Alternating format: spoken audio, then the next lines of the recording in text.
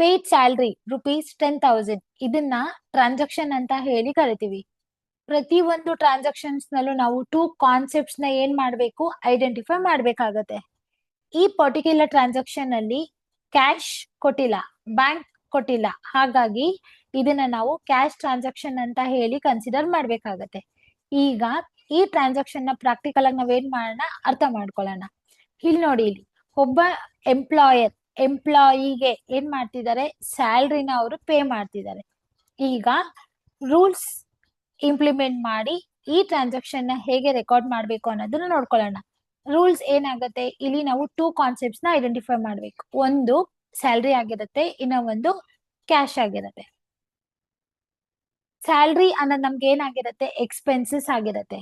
Expenses ನ ಯಾವ classification ಅಲ್ಲಿ ರೆಕಾರ್ಡ್ ಮಾಡ್ಬೇಕು, ನಾಮಿನಲ್ ಕ್ಲಾಸಿಫಿಕೇಶನ್ ಅಲ್ಲಿ ನಾವು ಅದನ್ನ ರೆಕಾರ್ಡ್ ಮಾಡ್ಬೇಕಾಗತ್ತೆ. ನಾಮಿನಲ್ ಕ್ಲಾಸಿಫಿಕೇಶನ್ ರೂಲ್ಸ್ ಏನ್ ಹೇಳುತ್ತೆ, debit expenses and losses, credit all income and gain ಅಂತ ಹೇಳುತ್ತೆ. ನೆಕ್ಸ್ಟ್ ಕ್ಯಾಶ್ ಅನ್ನೋದು ನಮ್ಗೆ ಇಲ್ಲಿ ಅಸೆಟ್ ಆಗಿರೋದ್ರಿಂದ ರಿಯಲ್ ಕ್ಲಾಸಿಫಿಕೇಶನ್ ಅಲ್ಲಿ ಇದನ್ನ ನಾವು ರೆಕಾರ್ಡ್ ಮಾಡ್ಬೇಕು.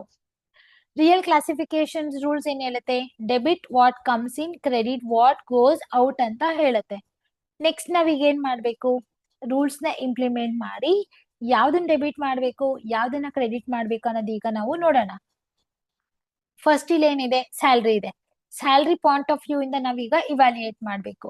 ಪೇಯ್ಡ್ ಸ್ಯಾಲ್ರಿ ಅಂತ ಇರೋದ್ರಿಂದ ನಮ್ಗೆ ಏನಾಯ್ತು, ಎಕ್ಸ್ಪೆನ್ಸಸ್ ಆಯ್ತು. ಸ್ಯಾಲ್ರಿ ಪೇಯ್ಡ್ ಎಕ್ಸ್ಪೆನ್ಸಸ್ ಆಗಿರೋದ್ರಿಂದ ಸ್ಯಾಲ್ರಿ ಅಕೌಂಟ್ ನ ನಾವಿಲ್ಲಿ ಏನ್ ಮಾಡ್ಬೇಕು, ಡೆಬಿಟ್ ಮಾಡ್ಬೇಕು. Next cash. ನೀವು ಸ್ಯಾಲ್ರಿ ಕೊಟ್ಟಾಗ ಕ್ಯಾಶ್ ಏನಾಗ್ತಾ ಇದೆ, ಬಿಸ್ನೆಸ್ ಇಂದ ಅದು ಹೊರಗಡೆ ಹೋಗ್ತಾ ಇದೆ.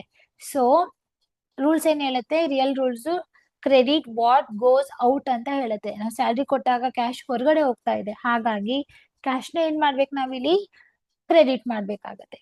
ಈಗ ರೂಲ್ಸ್ ನೋಡಿ ಅದನ್ನ ಹೇಗೆ ಇಂಪ್ಲಿಮೆಂಟ್ ಮಾಡ್ಬೇಕು ಅಂತ ನೋಡ್ಕೊಂಡ್ವಲ್ಲ, ಈಗ ಜನರಲ್ ಎಂಟ್ರಿ ಹಾಕೋಣ.